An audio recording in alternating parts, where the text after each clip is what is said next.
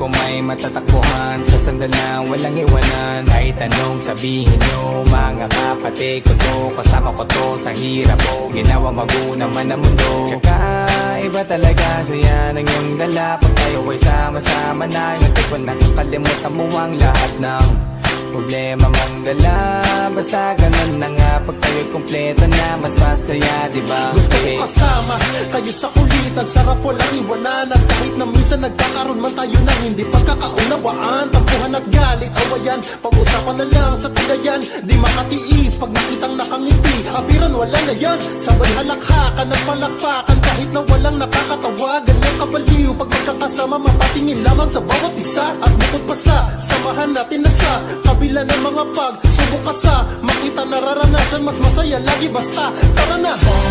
Sama tayo at walang mag-iiwanan. Kung may problema, tayo lang, di naman ang magtutulungan. Di pwedeng may maiiwan, lahat kasama pag may kasiyahan. Kaya't sama tayo na parang magkabarkada.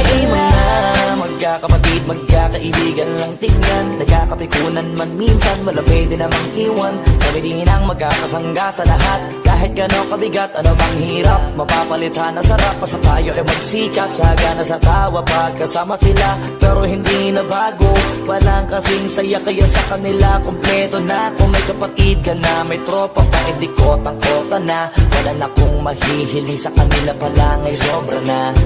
Sila yung tipo ng solid kasama, mga kadikit sa hirap at ginawa. Kahit magkakalayo, darating ka agad kapag napasama ka. Walang iwanan pag sagana, lalo na kapag kawala na. Sabay-sabay na magkakaroon, hanggang maubusan ay magkakasama. Magkakapatid, magkakadugo, kung minsan man ay nagtatalo, pero sinisigurado kung walang magpapabaya pag may naargabyado. Kaya lagi ng panatag, basta sila sa akin ang bahala. Walang dahilan para mag-iwanan, sa isa't isa kami nagtitiwala. Sama tayo at walang mag-iiwanan. Kung may problema, tayo lang, di naman ang magtutulungan.